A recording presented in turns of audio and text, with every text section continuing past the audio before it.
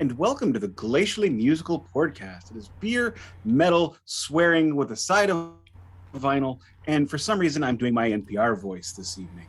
As always, it is Nick Cameron of the St. Louis radio station KWMU, of which I have been featured on twice, joined by a man who's sweet, savory, and always smooth, Keefy Cheesesteaks.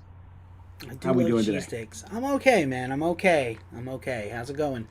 I'm good. It's been a better week. It's when you move, it's stressful on several different reasons, and our move has been protracted and awful, and still working and still smiling because you know what?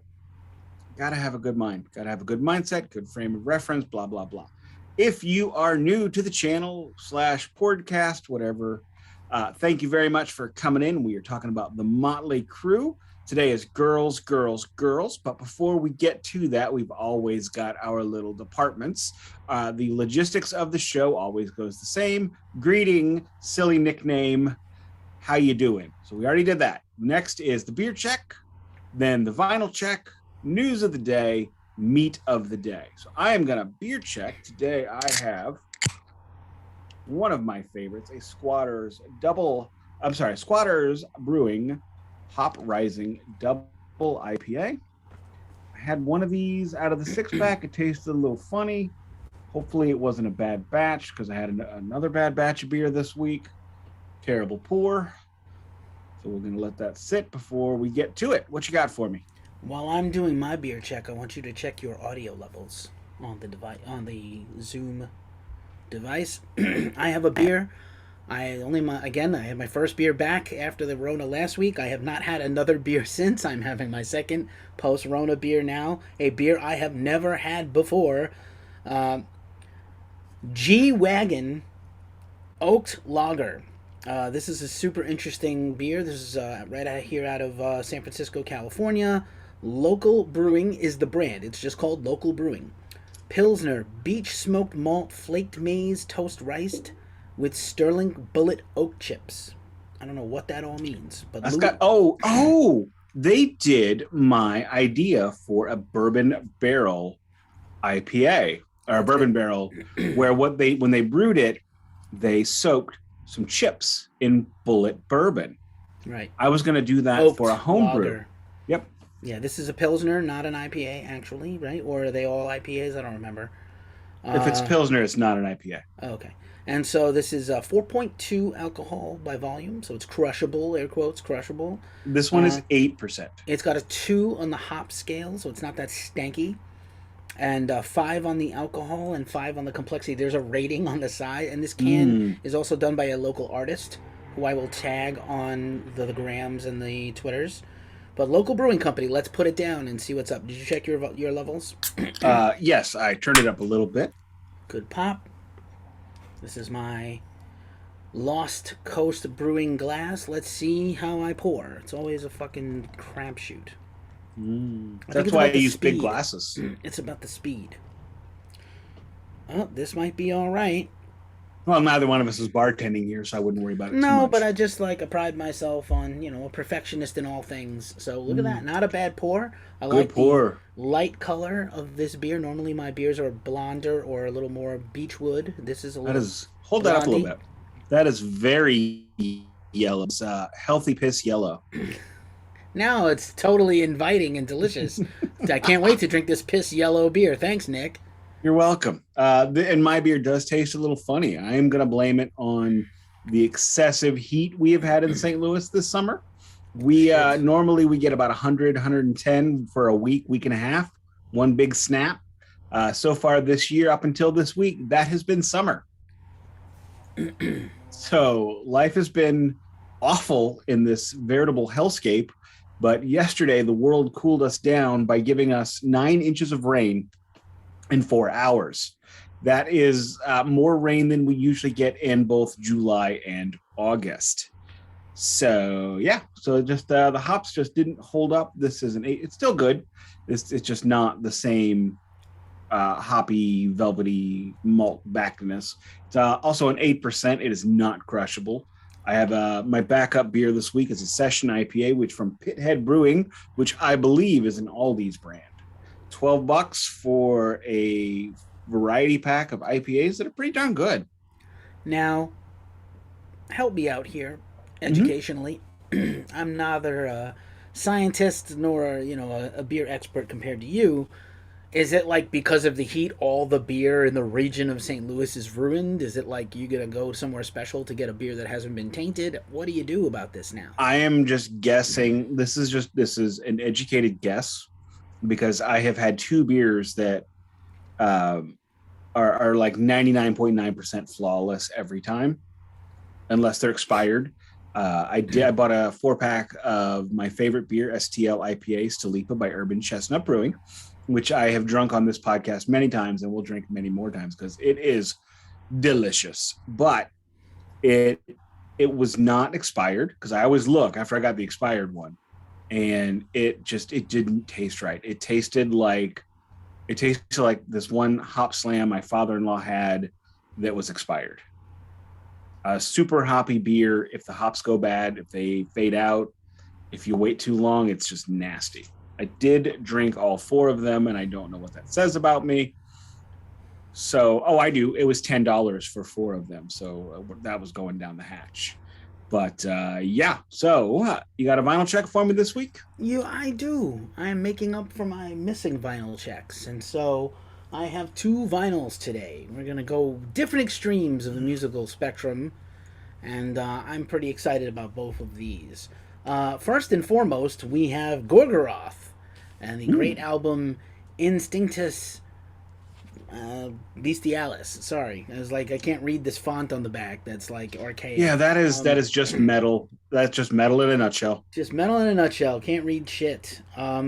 Can't read it or can't pronounce it. One of the two. This is kind of a compilation record, I think, from 2009 to 2014, but it's got some good shit on it.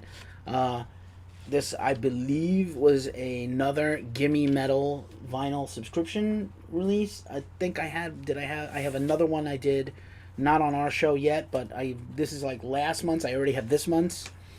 And look at this gorgeous creamsicle orange translucent-ish vinyl. It's not quite that translucent, but it's... I have an album by Junior Bruce that's that color. Nice. And then completely on the other end of the spectrum, because what in the actual fuck? 16 biggest hits of Dolly Parton, motherfucker, because Dolly is metal as fuck.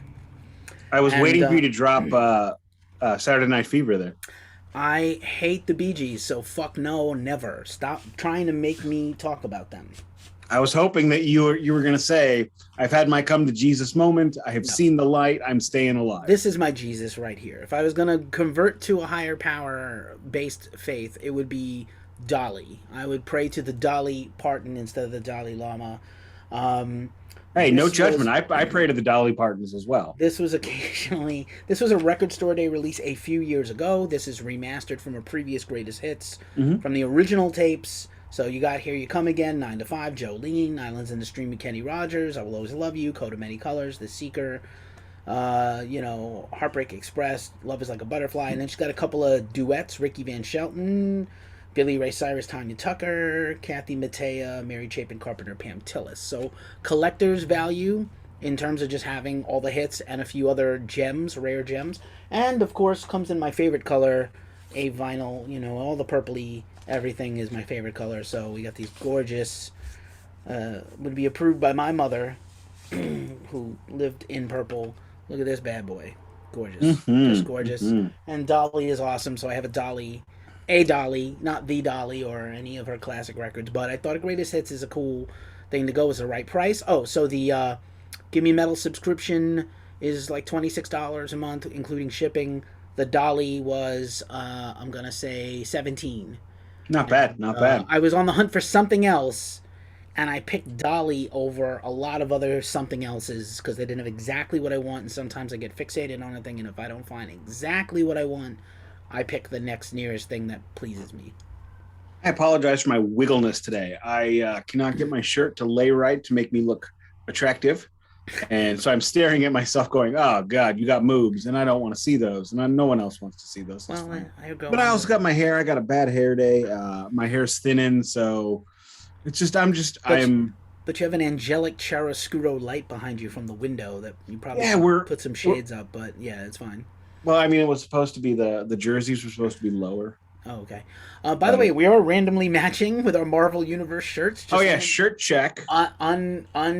not part of the plan, but we have been matching a lot lately. Just Happens you with your frequently. incredible Doctor Strange shirt, and me with my Mighty Thor shirt. I just saw I Thor: Love and Thunder. I wore this when I saw Nature G. And I can never remember the name of the band. God rest him. He died by suicide about 4 years ago. Oh yeah, of course. I can only remember Yeah, his name. I can't remember the yeah, band's Nature name. Gangbali from Yeah, Brutal. He was a friend of mine. I used to hang out with him in Brooklyn. he was a good dude. Put It'll on a come. great show. I It'll saw him. come to I me. saw him play with Felix Martin, Sure, and I saw it's that too. felt bad for him with what is it? The Hung. The no, There's another band that basically came yeah, and usurped. I don't want to say usurped. That's not fair. I I think what happened is he passed away, and kind of this other band came in, and listen, publicists, their job is to hype their no, band. I know, I know. I'm not. So I let me rephrase because I do not believe the other artist. they're not remotely they're not that similar, except they're of Mongolian descent and they play sort of world music and metal. Right. That's the similarity, but they actually don't sound anything alike. Yeah, Nature G did throat singing, which was The very other band does unique. too. I mean, other bands, High Lung is not. They also do throat singing. They borrow from other cultures. I won't, certainly not appropriate. They borrow, but like, Right.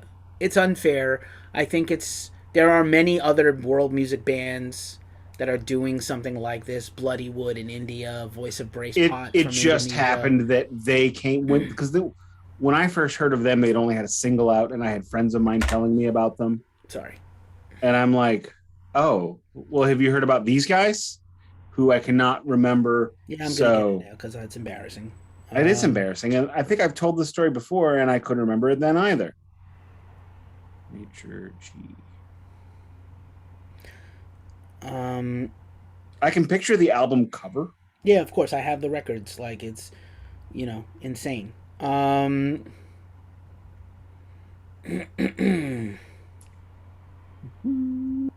Yeah, this is what a fail this is by us. Oh, Tender Tanger Cavalry. Cavalry. Cavalry. Yes, they put on an amazing show. I was happy to see them. It was a very strange night. He rose to quick acclaim. He did a bunch of covers in his own style. Megadeth famously shared their video on their channels. Like they were so overwhelmed by this unique, everybody does a straight up cover of everything, and he was just a very singular, interesting guy. We saw him many times locally. We hung out at Duff's Alcohol Abuse Center in Brooklyn when I lived a short ride away.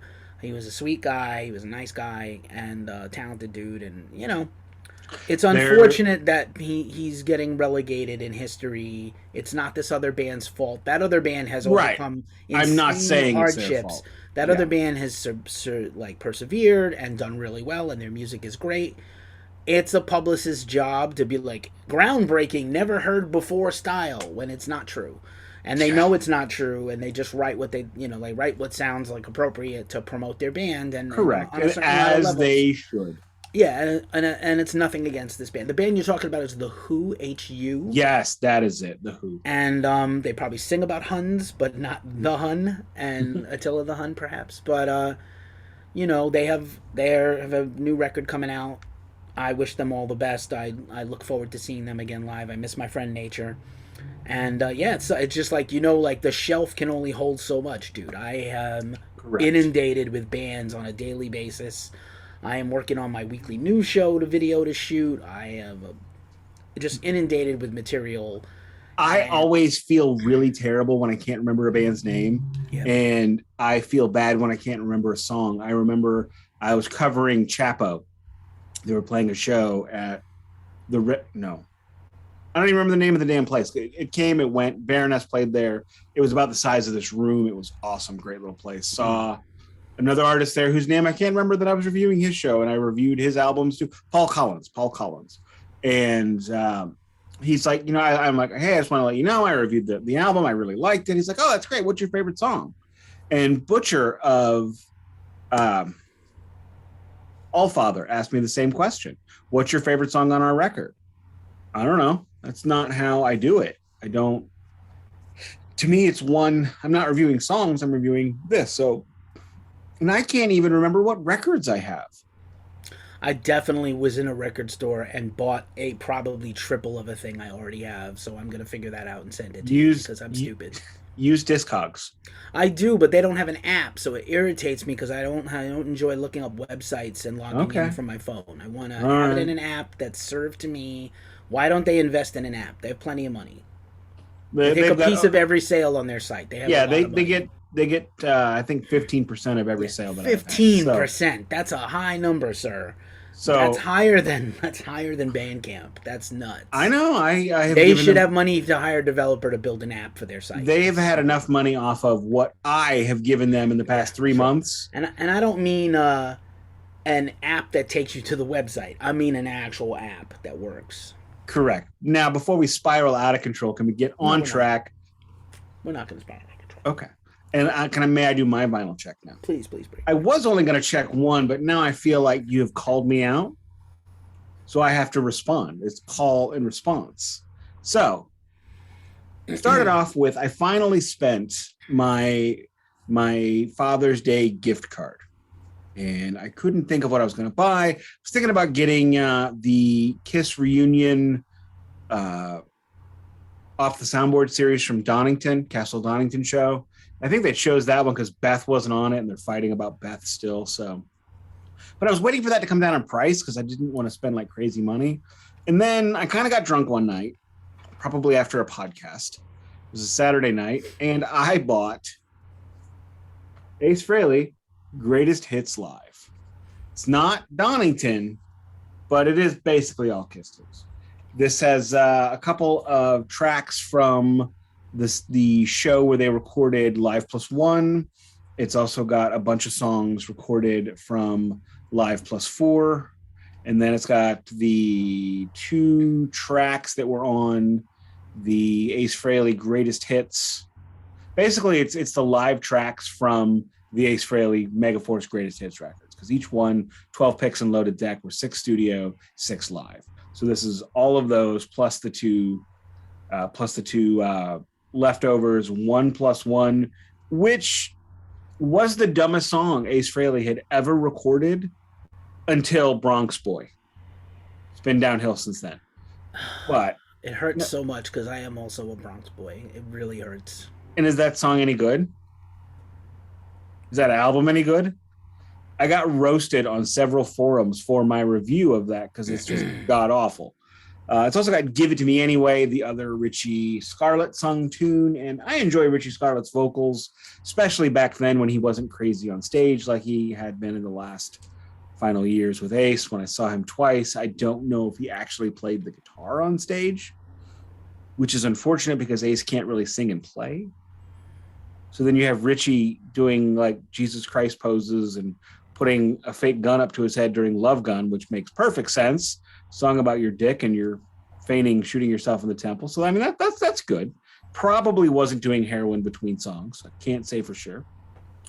But the man was an entertainer. He also did a song with Peter Criss that ended up blowing up, and people lost a lot of money on buying the vinyl singles of that because Kiss fans will buy 18 versions of one thing and then complain about, oh, there's too many versions. They're bilking the fans. And I'm like, buy one. You are the problem.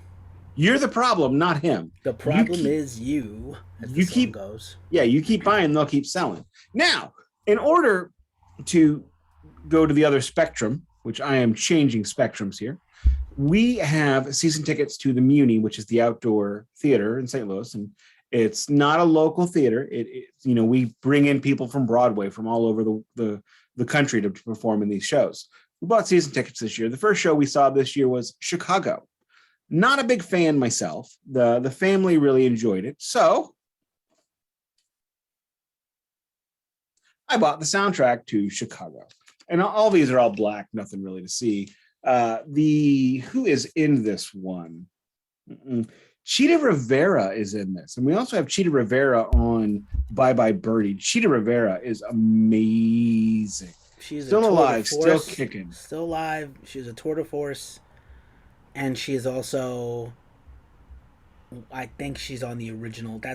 I think she's on the original cast album. So I don't know if that's what you have. That's what it is. It is the So original cast she was recording. the original. Roxy. She's the Yeah. original Roxy in Chicago. She's a treasure. I saw her once. She was amazing. I have not seen her. Probably never will. We are Broadway fans on the Glacially Musical podcast. Get Beer, ready. Metal, and Swearing. There's going to be an episode where we do Broadway, and I unapologetically no fucks to give. Oh, completely. Do Broadway. Yeah, completely unapologetically. I don't know how serious we'll do them, like if we do them like we do these records or what, but there will be a Broadway series. We may go back to the 50s and bust out the golden age of Broadway, and then I'm going to pop out my Avenue Q record as well. So there are some modern musicals that are fantastic, including Hamilton and Rent. But yeah. Yes, Rent, Book of Mormon, which I've not seen. I've only heard the music. Same. I need to see it. I've seen Hamilton. We saw it at the Fox this year. That's cool. It was amazing. They did the same thing where they had the same people playing the same parts. So, the guy that played Jefferson also played Lafayette. It was not as good as the original cast Lafayette. That guy was... Well, he's incredible. He's a net. He's a great rapper. He's on TV, on Snowpiercer, and movies. He's incredible. He is a national treasure, and I'm already up to my second beer. Already. Pop that open. Need all the beers for this Motley Crue run. Sorry about picking my ears, ringing. I filled up my beer already. This beer is delicious, by the way, and very light. I could drink 3 or 4 of these, I think, if I was out in a setting in public. Well, there you go. This can is gorgeous. I think I might rinse it out and save it. I have a little collection of cans. It's there you go. Those rock band cans, but we are going to do something with that soon, too, right? I'm sure we will. Now, we're going to do an all beer episode of just rock beers. Oh, fuck. So we'll probably have to do that one on a weekend. Hey, for sure. Now, I don't have a whole lot of news to discuss this week. I just haven't really been paying attention, quite honestly. Yeah. What I did notice today, though, it is the is that right? No. 38th anniversary. 38th anniversary of Metallica's Ride the Lightning. Same producer, same studio, so you can't blame me too much. And I mean, it's amazing to think about how much time has passed since that's come out, because I still think of the Black Album as the new album. I still think of Justice as just a couple years ago, because I'm old, I'm dying, I'm getting decrepit. So when I think about that album, I mean, that album now is older than Leave It to Beaver was when I was my kid's age watching Leave It to Beaver reruns. And thankfully, we still have the band. They are still going. They have slowed down considerably because they are in their 60s. There is nothing wrong with where they are at. They have done it all. They've climbed to the mountain. I am hoping we can get a couple more records out of them, but I think one and then a few more years of touring, and I think they're probably going to call it a day. Very reasonable to assume that. I would like, selfishly, after the 40th last year, I was like, they're up to 41. Maybe we can make it to 10 more years for 50. But, I just don't know. I think, especially James, is probably seeing the end of the rainbow. And they've done everything they can do. What else can they do that they haven't done? There's no more mountains to climb. They've climbed them all. Well, you have to remember just how hard it is. Their job is not as easy and glamorous and as wonderful as you think. So indeed. After this long, I could see where they would need to say, what, it's time to just. And I'm going to ask you if you postulated during our Metallica series, you postulated they will not even do a farewell tour. They're just going to call it a day and be done. Yeah, Metallica's not that kind of band. They're not the kind. I think of they've band. been doing the farewell tour this whole last 20 years. Is the farewell tour this is the farewell tour? They're not a band to milk something. They are. We all know how old they are. They're not going to get the Rolling Stones deal, where they can go out and just kind of not really play it. And on top of that, you've got much younger dudes in the Rolling Stones backing up. When Metallica ends, it's going to be 4 65-year-old dudes up there. Well, playing Robert, but not Robert. But yeah, he's a little younger than them. But playing speed metal. I mean, not that speedy. But No. I will just finish with this on this note. They released, because of the popularity of Stranger Things, this is how Metallica is still a unique band that does things no other band can do. So this Stranger Things, they knew about it for a long time. But they could not have predicted that Master of Puppets was going to chart, the song, the album, worldwide chart. I'm talking in the pop charts on Spotify, on the top 10 Apple Music charts, and on the Billboard 200 in the top whatever, the album and the song. Unheard of. Because of that, this hype has been, what, 2-3 weeks? Correct. They turned around and put out an animated music video for Master of Puppets today with one of the greatest video directors there is. I did see that was out. I did not watch it. So you can watch it at ghostcoldman.com.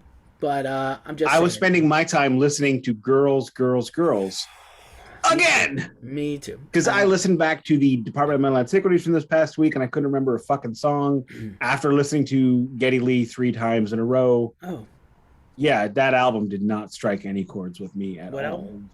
Album? Geddy Lee, My Favorite Mistake. Okay. Completely forgettable. It was forgettable the moment the song was over. We'll get to Crue in a second. I have one news item, and I'm going to keep it brief. There are many news items, but this one is mine. I could have picked... There was a plethora of stuff. A lot of albums are being announced and dropped, and new singles and videos of a lot of things. The one that surprised me... this is going to be weird and interesting. Red Hot Chili Peppers. Since we give them a lot of grief on this podcast, I thought I would give them a little shine without the grief.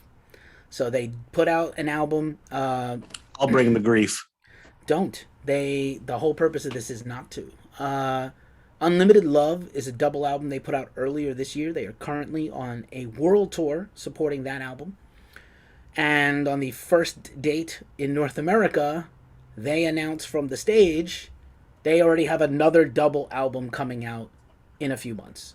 Because what they did was they unfortunately reconnected with Frusciante, brought him back into the band, dismissed Josh Klinghoffer, bummer. He's going to be fine, by the way. Kid is paid. He got paid. He got well paid the last 20 whatever years in Frusciante's place. He's in Eddie Vedder's solo band that's only going to keep getting bigger and bigger because it's Eddie Vedder. And they wrote a whole nother album with John and put it out and already have vinyl. Oh, it's out already? Well, I'm saying they put a song out. Oh. They played a song live. I think the single is coming out Friday as we record this today on our usual Wednesday. And so they already have... I'm just saying, like, in terms of being prolific, they had written a whole record with Josh that they pretty much threw away a lot of. And just started writing immediately with John and put it all to tape and put that out.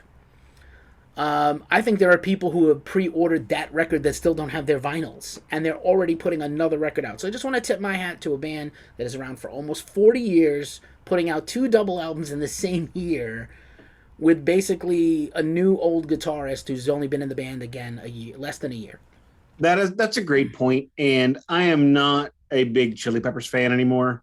Once all the songs started being about growing up in California, my ability to relate to these songs ended. By the Way is probably the last song they did that I really connected with, but I love hearing about these. I don't want to call them a legacy band, even though they've reached that level, because they never stop making albums. When I hear, when friends of mine spend thousands of their own dollars to make records that aren't selling out stadiums and arenas and amphitheaters every night, they have an itch to create and make something. And then I see bands like, I don't know, the Kabuki Clad Gentlemen, who say, oh, we don't make enough money from it, so we're not going to do it. And then, so I am going to applaud the Chili Peppers with no grief for continuing to make records. And that's a big tip. And they're making records whether we like them or not, whether they connect with the fans or not. I think they have a built-in base that's going to buy whatever they put out anyway. But they are... To hear them talk about this new record that hasn't come out yet, that they played a brand new song of live that I thought was, from what I could hear, decent Chili Peppers material, they're passionate about it. So that's amazing. They gave, Flea and Kiedis gave 2 2-minute speeches about the new record before they played the song, and they were like, fantastical, transformational, using giant ass words, big SAT words. And I think that's really cool for a band at this level, doing it this long. It's already in the Hall of Fame. There's also no more mountains for them to climb that they Correct. can't climb. Their whole They world tour is are. pretty much sold out, and the tickets are astronomically, like Paul McCartney expensive to go see them in a fucking football stadium. They are the biggest punk rock funk band that there will ever be. They are the only punk rock. Well, they're not the only, but they're one of the only. They are the Metallica of the punk rock scene. I guess I don't really think it's a genre as much as other people. I think it's just alternative rock. I don't think it's really. I'm its just own being genre. silly. Yeah, But they're probably the biggest alternative band out there right now. that is completely fair. That I mean, yeah, because Foo Fighters are pretty mainstream, and I can't think of anybody else really that has the same power. So Correct. yeah, Hats off to them. Glad they're still going. Glad they're still creating. Glad they're still alive, frankly. And Yo, they've lost some people along the way, including my main man, Hillel Slovak, who I was obsessed with in high school as much as I play bass and love Flea. Mother's Milk was my shit. And obviously that's the record after he passed, but like, I'm still waiting for them to reunite with Dave Navarro, which... No, they should not. They should. They shouldn't. It was a bad idea. He's not... The record's good. The tour was amazing. No, I saw the tour. He wasn't a good fit for them for a lot of reasons. But they played. I saw them again 3 years later with John, and they didn't play anything. The John but that you tunes. got in 1998 or 9 is not the John from 91. And the John today is not the John from 91. He's a completely different human being. And he is he's a whole vibe. I'm just going to leave it at that. He's a whole vibe. Cheers, Chili Peppers, 2 double albums in the same year. I just have no words. Whether they're good or not, I have no idea. Honestly, Doesn't matter. I tried to listen to Unlimited Love. I think I got through about a quarter of it. I was like, I can't listen to this. It's not for me. I will also say it's worth pointing out Metallica also continually puts out double albums. This is a band that's put out, 10 double albums in a row? No, I don't think that's fair. No. Going back to Justice, Black, Load, Garage. No. Yeah, they are. They're not double albums. They're double albums on vinyl. They're not double albums. They're less than 90 minutes each record, whatever. A double album is 60. Minutes. A double album is 60 plus. We can argue about this another time. I'm going to say Metallica's put out like 4 double albums, and they're both, 2 of those are the symphony albums. Garage Inc.'s the 3rd one, and Load and Reload, they consider one whole album, so that would be your... Those are 78 minutes each. A CD is 78 minutes, that's why. Right. Yeah, they filled the seat. That's a double album. Yeah, Hardwired is not. Death Magnetic is not. Saint Anger is not. No, they're not. They're okay. Short. We'll fight this tomorrow. Well, you want to go come fighting? I thought we were on a time pinch. You want to get through this? Not really. I still got. I got 45 minutes. We haven't even gotten to Motley Crue yet. I thought you had to get done. No, to me, a double album. I'm sorry, is 65 or more.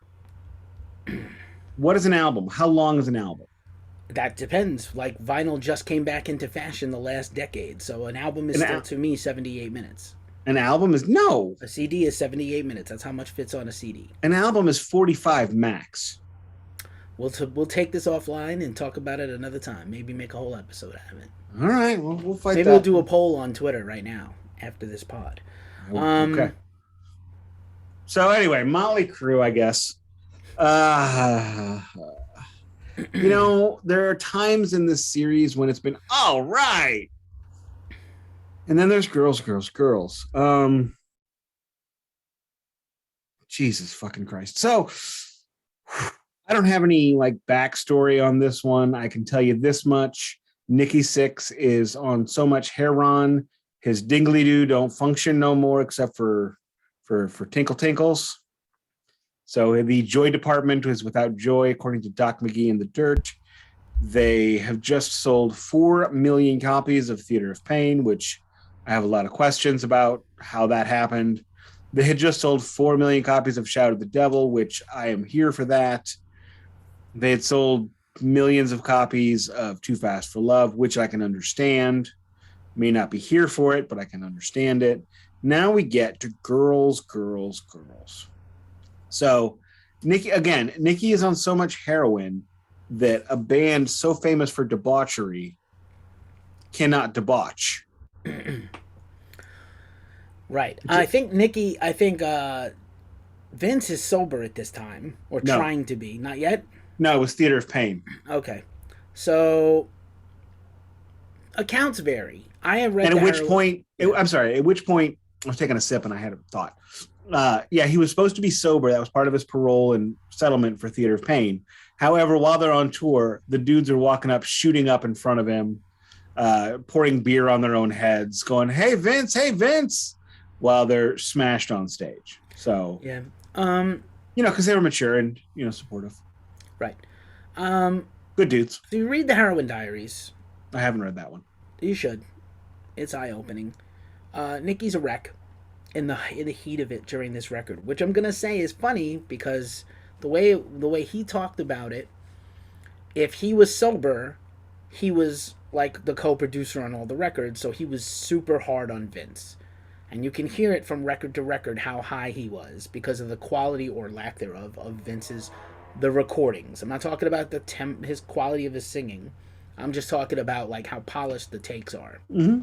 And we know that Too Fast for Love doesn't necessarily have the most polished it takes. They didn't have no money. They didn't have no money, but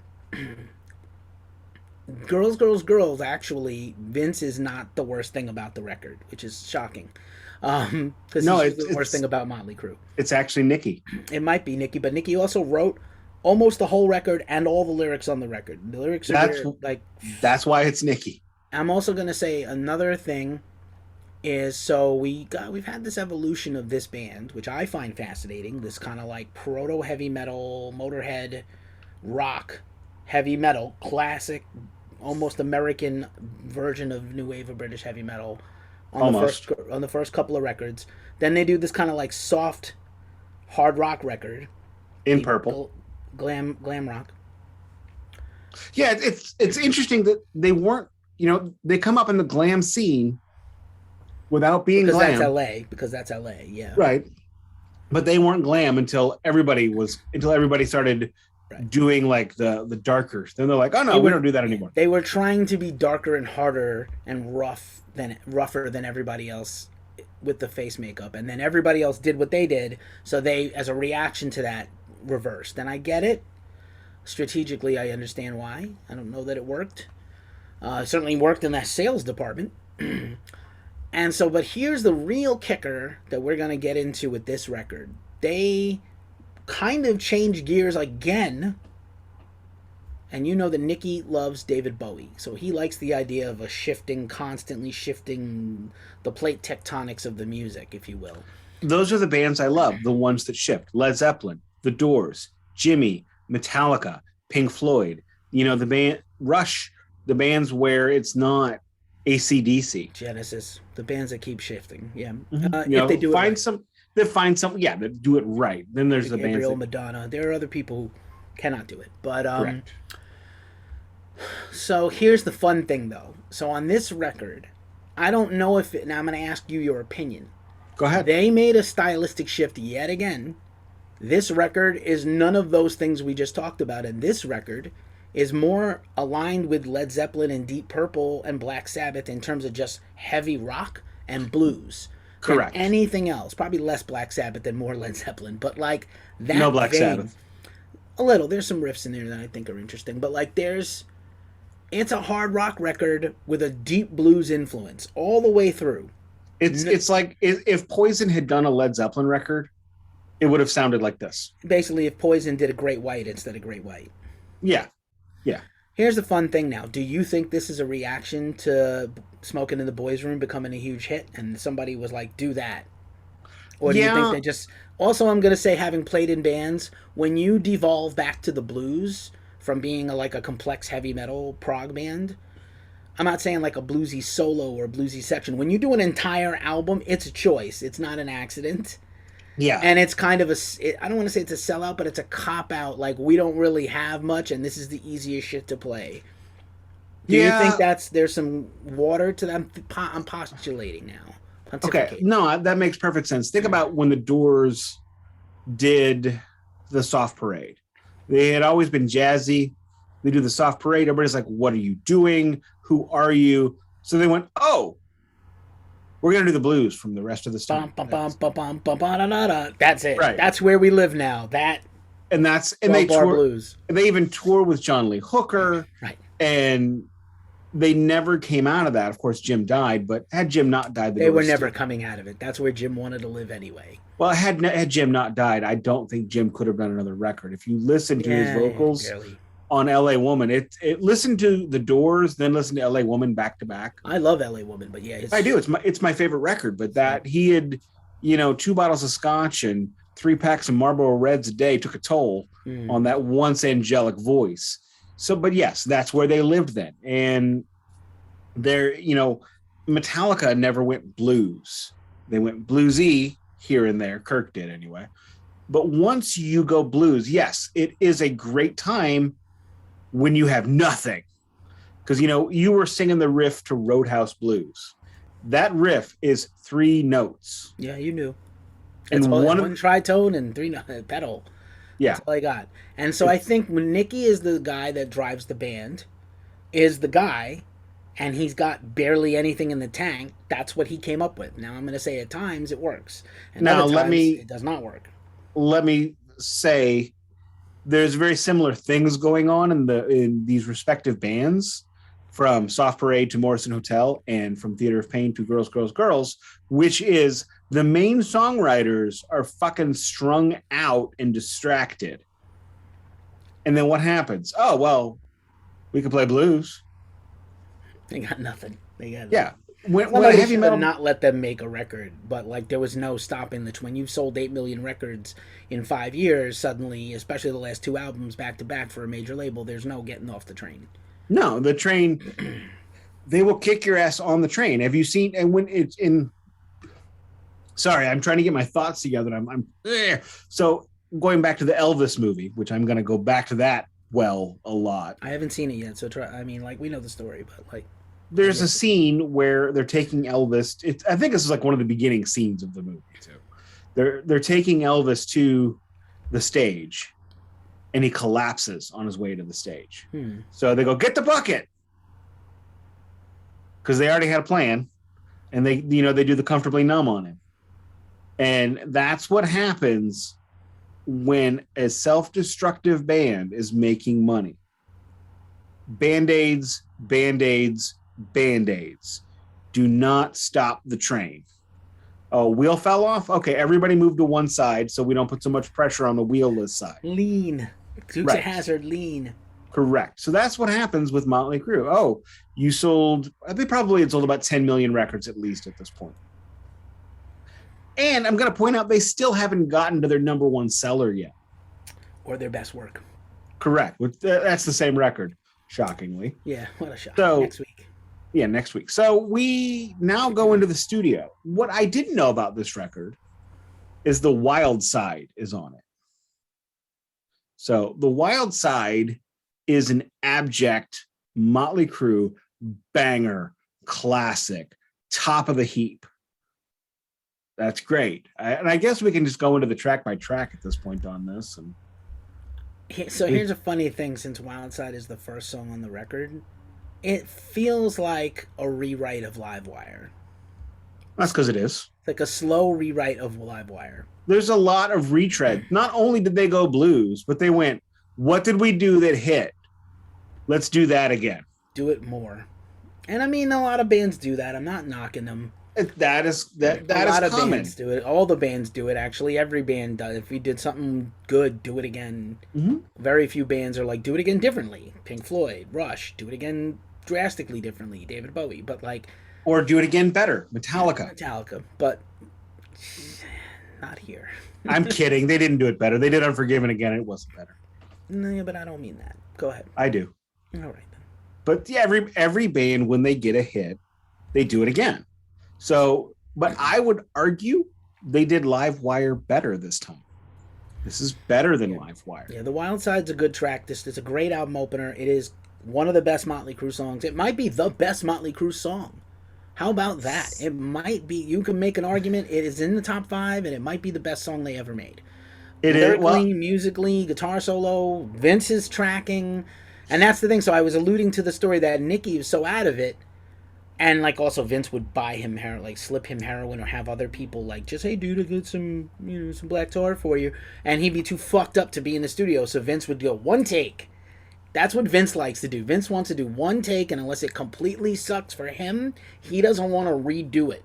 And Nikki, who worships Gene and Paul Beat from that the horse. aforementioned Kiss, wants to beat that horse to death until it's perfect. Got to do it again and again until it's right. Limitless similarities between Vince Neil and Ace Frehley, by the way. Ace Frehley's a one-take guy on everything. He doesn't want to do takes and takes and takes. Not he doesn't even necessarily finish his solos in one go. Right. He'll do a solo, do a solo, do a solo, and then they'll chop it. Yeah. Then he's got to learn it. Which there's nothing wrong with that system. It's fine. So I would, the Wild Side is definitely better than anything off of Too Fast for Love. Mm-hmm. And is the Wild Side the song that is the Lord's Prayer inverted or some shit? Yeah. Like, so Nikki had this idea. Yeah, Nikki had this idea to take because the band was getting a lot of heat and controversy and this and that. Shout at the devil, getting protesters and stuff like that. Nikki had the idea, let us court trouble and let us take the Lord's Prayer and turn it satanic, basically. Turn it into a mockery, which, I don't have a problem with, actually. I think, religion is begging to be lampooned. And I wish, I'll say this, I wish Merciful Fate hadn't tried that. A lot of bands have tried it. A lot of bands have done it. You know what?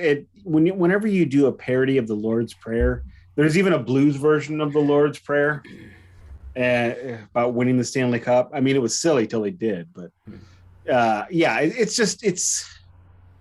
it's done to death. You mean the St. Louis Blues? You don't mean the blues? Sorry. Yeah, I'm sorry. The St. When Louis. you say the blues, I only think of the blues music. I don't think of the St. Louis. This is a hockey podcast, isn't it? I mean, sometimes. Speaking of sports, I did put down a deposit on the XFL St. Louis team unknowingly. My buddy texted me and he said, all right, I put your deposit down. Oh, fuck. I said I was going to buy a season ticket this time. So I'm like, well, hats are on me, I guess. Anyway, so yes, the St. Louis Blues. I see it all the time, like for every playoff game on Facebook. And I'm like, you guys are turds. Stop this. You're 45. But yeah, so the Wild Side is definitely better than anything off Too Fast for Love. It is definitely better than anything off of Theater of Pain. Shout at the Devil, the track. There are songs on Shout at the Devil that rival the Wild Side, not just Shout at the Devil. So I'm going to leave Shout at the Devil alone and say, I think what you have here in the first few tracks of this album. First track. First couple of tracks on this album are exceptional.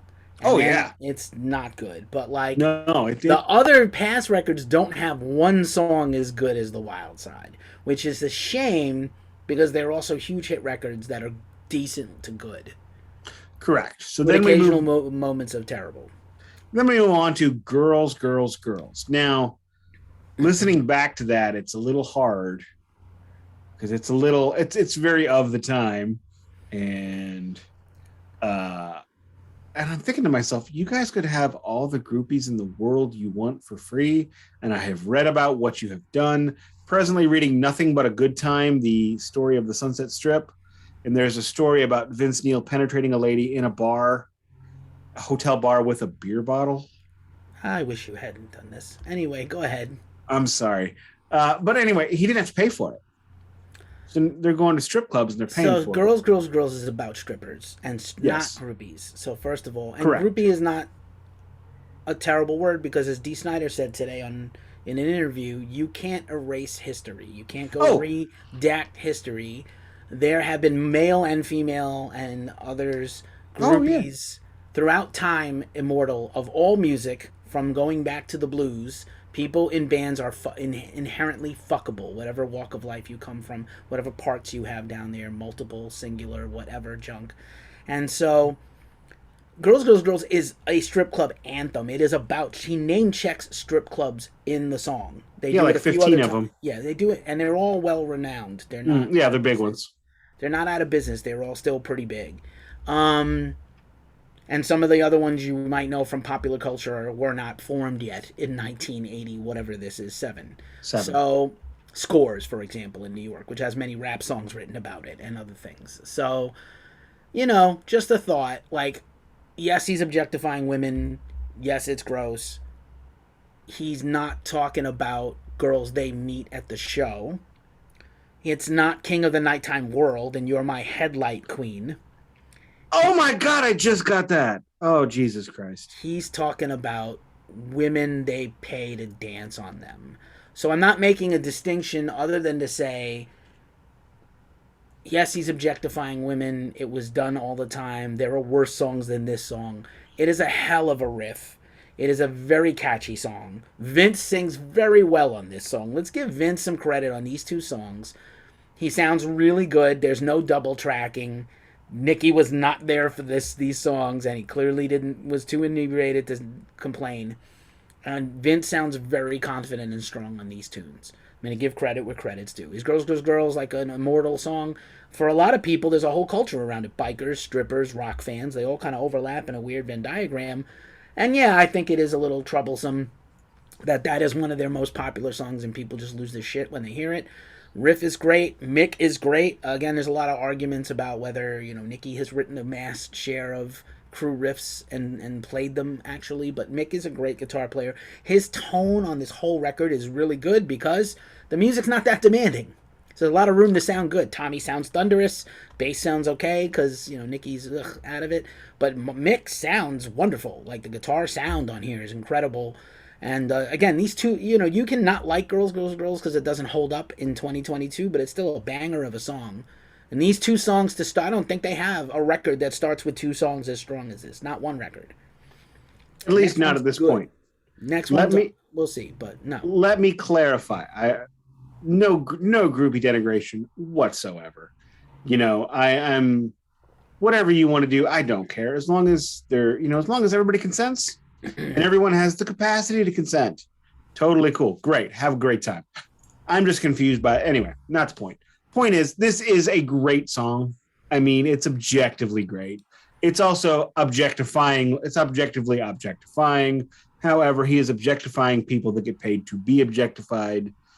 It's a tricky situation, so it's best to just, pump your fist and whatever, raise your lighters in the air. It's the same old situation.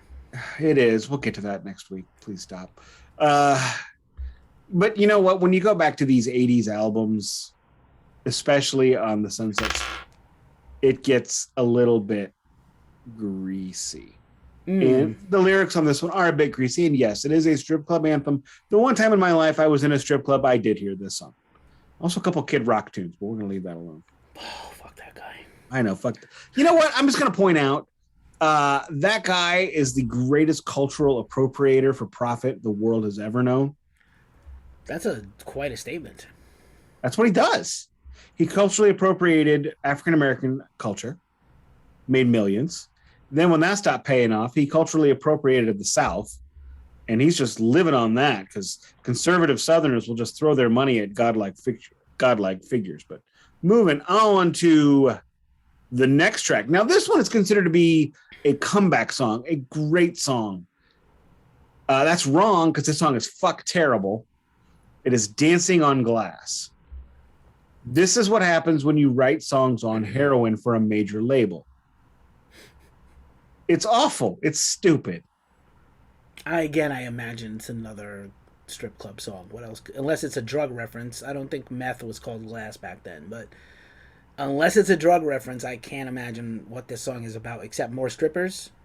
You know what it could be, like Dancing on the Runway? It's just not.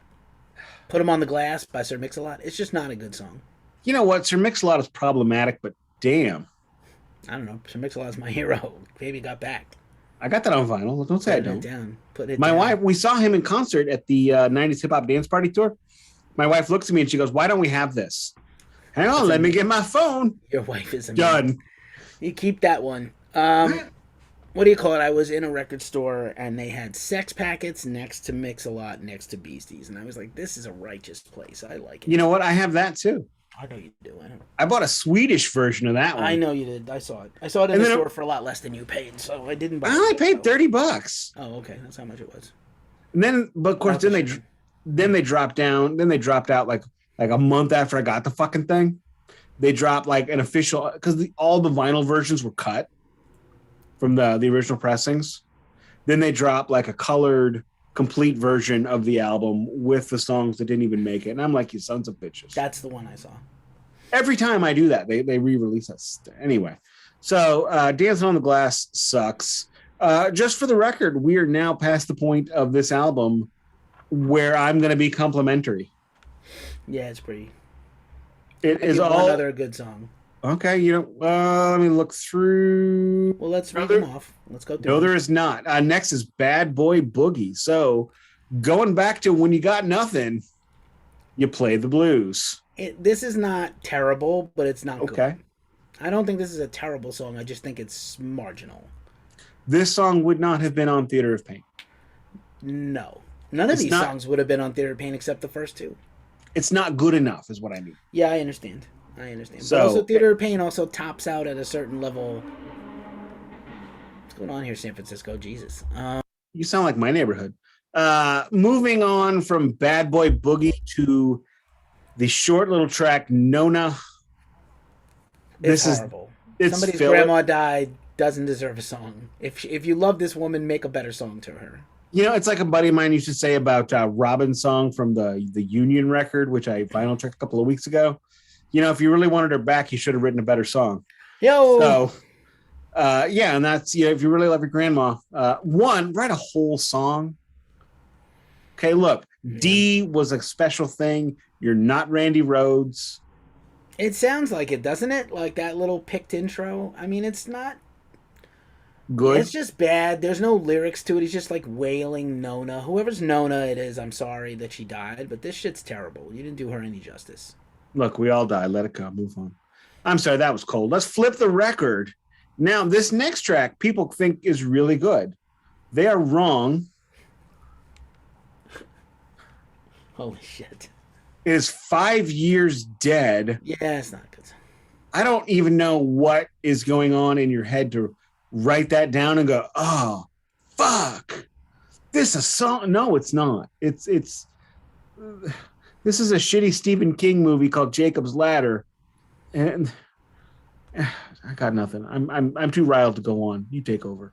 Oh, no, I wasn't ready. You have to keep going.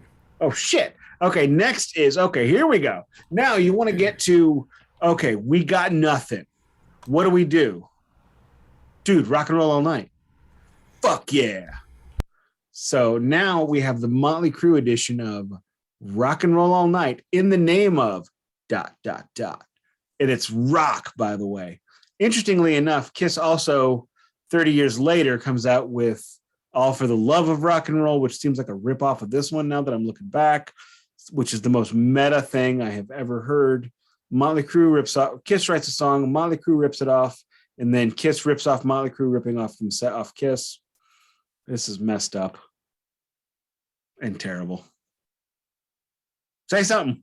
Yeah, I agree. I was just calling up the album so I could take over from you because I could see you're struggling badly. No, I was only two. Yeah, All in the Name of is bad. I might as well keep going. There's only 3 left. Oh, Jesus Christ. This is awful. I mean, there have been times in these series where only ever when I've picked the series, because, when you pick the series, we never have these existential dreads of, oh, fuck, I've got to listen to this record today.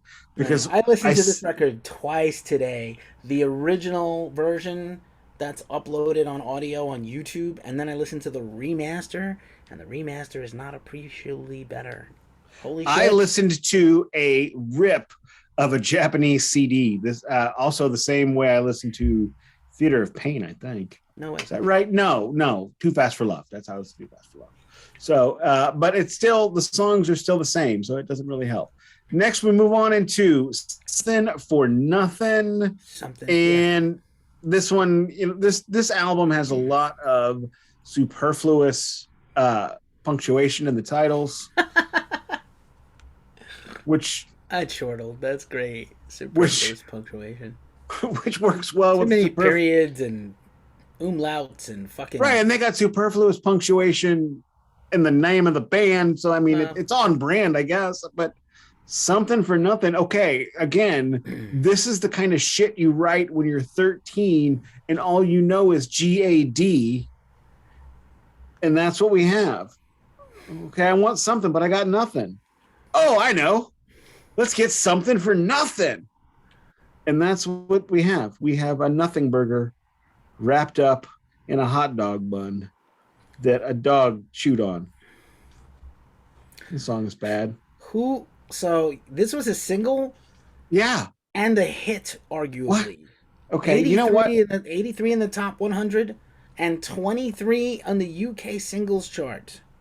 Can I just point out that Betty White was everywhere back in the 80s? And I don't mean the lady from the Golden Girls. Okay, you mean cocaine? Yes, I do. Michael Caine. Michael Caine.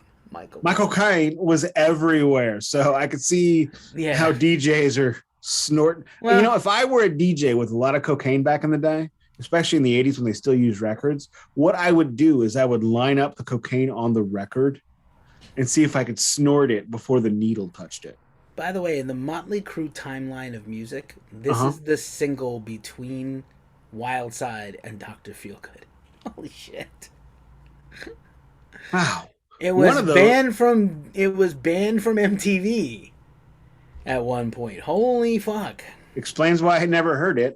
Was it banned for being awful banned or a lewd for video? Violence and nature of the lyrics. There's a lot. It's kind of like a love song, but it's like it's a murder, suicide, love, murder thing. And the video was like, yeah, we can't show this more than once. There's a lot of allusion to murder. There's a body bag and a dead woman in it, and knives and blood.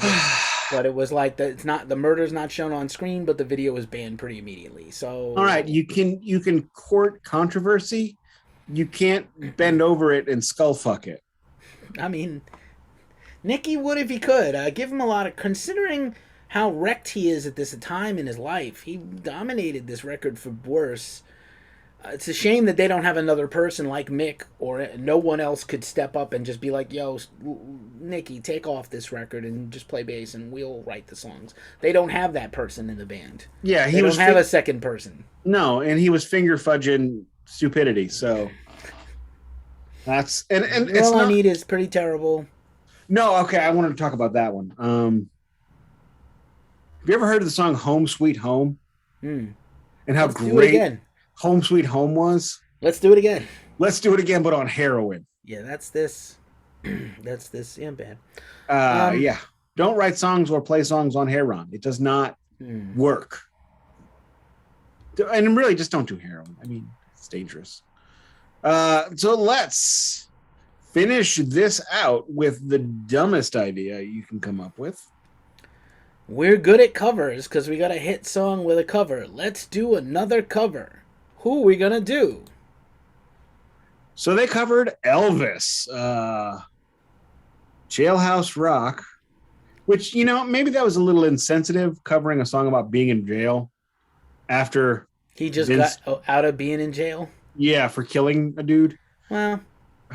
Well, you know, maybe I'm thinking about it too much. You probably are. They probably didn't think about it this much. Elvis is still a beloved person in rock music. I don't think so. Written by Lieber and Stoller. Stole because he stole everything from black people. And Elvis is a hero to most, but he never meant shit to me. He's a straight up... Anyway, you know the words if you don't P Public Enemy. But not a good song to cover. Not a good song for them to cover. And they did it live, and that's the version that's on the record. Holy hell. It's not a good song. It's not good for them to cover. And they did it badly.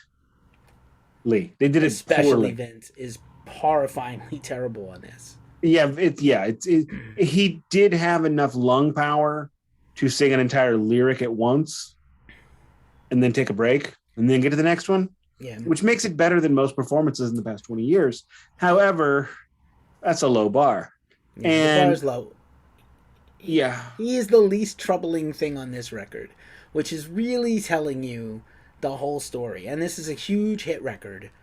So huge, by the way, that it would have been number one, except for a little old record by Whitney Houston, Whitney, which is the late 80s version of Thriller, with 8 top 10 singles, including 7 number ones. Holy fuck. Okay? You can't quantify how that's like a Beyonce today, like unrivaled hit success. That's the only reason this wasn't the number one record in the world, because Whitney came out the same week and dominated. And it's fucking terrible. This record is pretty bad. The first two songs are awesome, and I don't hate Bad Boy Boogie as much, but the entire rest of the record is unlistenably horrifying. Yeah, I actually made an offer to trade for an original pressing of this one on Twitter the other day. If he comes back and says yes, I'm going to say, you know what? I listened to it. The mistake was I listened to it, and now I can't take it. Yeah, now I don't want to. What were you going to trade? I have to know. We hadn't worked that out yet. Okay. I'm like, hey, if you ever want to trade that Motley Crue record, let me know. But yeah, now I've heard it, so I don't want to do Nick that. does that his wife probably doesn't know about, man. No, she'd be happy if I got it till she heard it. Let's talk about some pluses on this record that have nothing to do with the music. Okay. There are additional artists on this record, according to the Wikipedia. John Purdell is a name we have talked about before. He produced Quiet Riot 3, and he was a guest musician on a lot of their records and other people. This record also has, I don't know, we didn't talk about it because it's horrible. On Dancing on Glass and a couple of other songs, you hear a woman's voice. We haven't even talked about it because the singing is not the problem on here, but you hear Phyllis St. James, who's a pretty solid, well-known backing singer at this time in the 80s. The problem with this album, I'm going to quote the Scorpions from Aqua Teen Hunger Force, I just think the song sucks. Well done. And Pat Torpey, who went on to play in Mr. Big a few years later, is also credited as an additional musician on here for percussion. Going to point out that there's a dude named Tommy Funderburk. Now, I don't know if I remember the name Tommy Funderburk or not, but I do remember Lance Funderburk, who was the backup quarterback for the Arizona Rattlers back in the 90s. Why do you know this? Because I love the Rattlers. They were my favorite arena football team. Why? What do you mean, why? Why do you have a favorite arena football team? Arena football's all. I like every football. You had the Rams and the Cardinals in your city. Why would you have an arena team that you? I love arena. I like arena football better. Okay. And Canadian football better. This is the last album produced by Tom Werman, who again they continue to shit on to this day, like he's the problem. He only can sell like most of their records that they made were with him until the next Oh my one. God, all they did was sell 10 million records with him at the helm. Yeah, what a fuckhole. It's more like 14 million records with him at that. Like he signed the band. Even the shit that they put, the shitty version of Too Fast for Love, that he put his neck on the line to get them the record contract and get them Roy Thomas Baker and all that shit. He made that happen for them. So he's intrinsically linked to most of their success until the next record when he's not involved. And believe me, he went on to produce other people, and they shit on him to this day like he wasn't at least partially to do with their success. Also, interestingly enough, the assistant engineer, one of the many assistant engineers on this record, is a young Toby Wright, who would go on to be phenomenally involved with the grunge scene and produce many Alice in Chains records. Among other huge bands. He did Kiss's Carnival of Souls. He did Carnival of Souls. He did a lot of stuff. That guy's Discogs is amazing. So he's got a couple of bucks. There's some name people that help make this record. The album cover's not there. We got motorcycles, it's just the most tropey fucking thing ever. This is the least good of their hit records. Is that fair? Or is this somehow worse than Too Fast for Love? I think the bottom songs on Too Fast for Love are worse than all this. But the great songs on Too Fast for Love they have more very good songs. It's hard to measure. I don't know. It's hard to quantify. See, the problem with Too Fast for Love is most of it's terrible and recorded poorly. And the problem with this is most of it's terrible and it's recorded well. Well, recorded really well. I still feel like those first two songs on here are banger A's. Even if Girls, Girls, Girls rankles you weird. Those two songs are A tier. Those are A. Those are A plus twos. And then those are 3 to 9 are all C to F and diminishing. And just throw out the cover's garbage anyway. You're going to say there's a C in there? I did not. I mean, Bad Boy Boogie's like a C. It is not. Okay. We started this album off. We were like, what do you do when you got nothing? You play the blues. Well, here is the fucking blues tune with the bottleneck slide. And you're like, it's not. And you're like, it's not bad. Yeah, it's not bad. You have the Stockholm Syndrome. A little bit. Not with this band. It's other bands. With this song, you have got Stockholm Syndrome. I don't know. Dancing on Glass is terrible. Okay, Nona's terrible. No. I'm not done with Bad Boy Boogie. I'm gonna I still gotta berate you over this one because I'm confused and you have upset me. And Nick is the Death Star, and I'm the Millennium Falcon. That's no mood. That's no oh, berating Keefy. correct. So it is the blues song, and they're just like, no, no, no, no, bad boy, chicks and titties, and let's go to the club. I mean, that's the whole Yeah. song. It's no, it is the best song of everything after the two good ones. But it's still awful. It is still a D song at best. Here's a random thing. I was in high school when this came out. How many poorly unthought of, like how many children were made during this, like listening to this record? How many poor children were jizzed into the world accidentally because of this record? Like, okay, you know, I'm gonna point out one thing right now. Fuck. You cannot say a fucking thing about anything I said today. Because you just scraped the bottom of the bucket. Did I? I don't think so. You did. Jesus fucking Christ. What a pair. Okay, I'll say this much. Too many. Yeah. Do you got anything else? There's bonus tracks from the remaster. Oh, no. That are not worth hearing. No. There are live records. I don't know why. There's live tracks on the bonus. There are the unbanned music video version is on a DVD version of this from 2017. Yeah, I don't need that. I think they're gonna do like in this planned not out yet version of.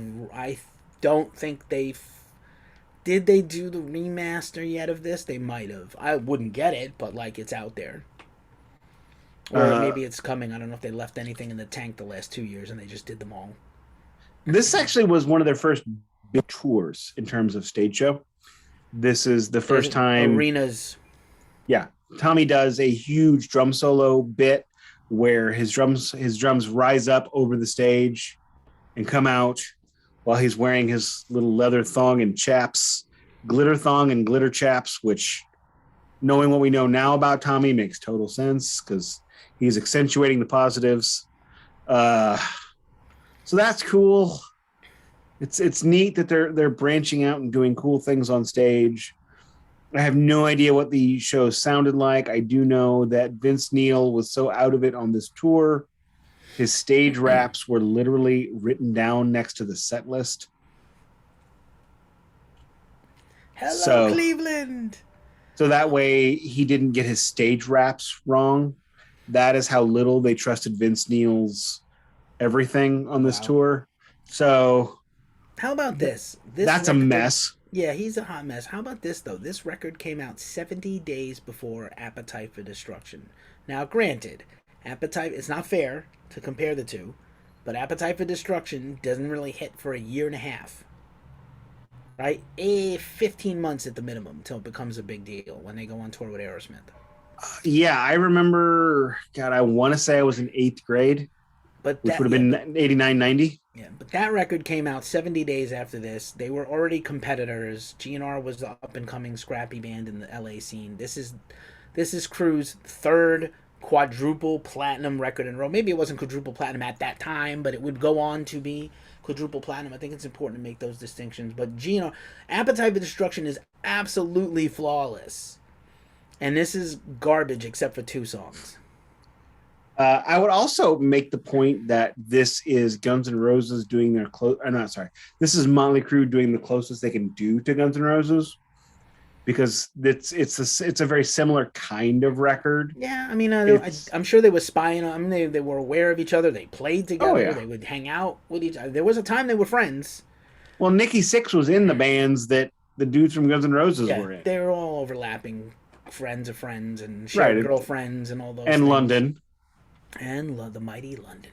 So, I mean, yeah, and I would imagine that they may have heard something which led them down the bluesier path. However, when Guns N' Roses does it, they do blues rock and not just flat out blues.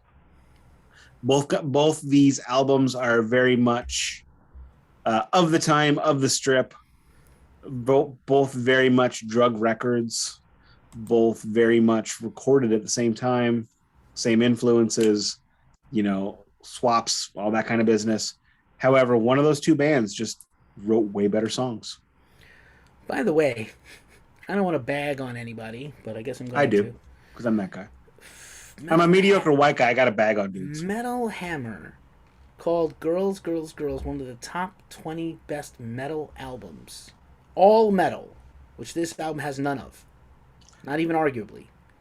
Wild Side's glam metal. Top 20 metal albums of 87. This record. Next to Guns N' Roses, Motley, their Motley Crue, Anthrax, Death. See, I wouldn't even call Guns N' Roses metal, though. Really? Well, I mean, they're throwing a blanket over everything, but like... Did Dio not put a record out this year? I think this is the 1 year Dio doesn't have a record. I mean, Whitesnake, Testament, The Legacy, Voivod, Killing, like... Schizophrenia by Sepultura, Sabotage, Hall of Mountain King, Tribute by Ozzy, even Manowar. That record is better than it. I mean, I hate Manowar. Fire and Steel. Manowar is a shitty band. I'm sorry for anybody who's offended. I've never liked them. It's just a not good band. Good riffs. Nothing else. Got nothing else for me. Just guitar riffs. Don't love the song. Like, leave this just the guitar tone and the song riffs. Isn't So Far So Good So What come out this year as well? I think it did. I mean, you can argue that it's, chunky and clunky, but it's mercifully short. Among the Living, Bathory, Celtic Frost Into the Pandemonium, Def Leppard, Hysteria, Scream Bloody Gore, Introduce Yourself, Abigail, Keeper of the Seven Keys. How is Girls, Girls, Girls on this list? There's surely some other records. Yeah, Megadeth's not on here. Whoa. Maybe that was 80. No, maybe 88. Yeah, maybe. Hang on, let me grab it. It doesn't. I don't want you to grab it, please. It's right here.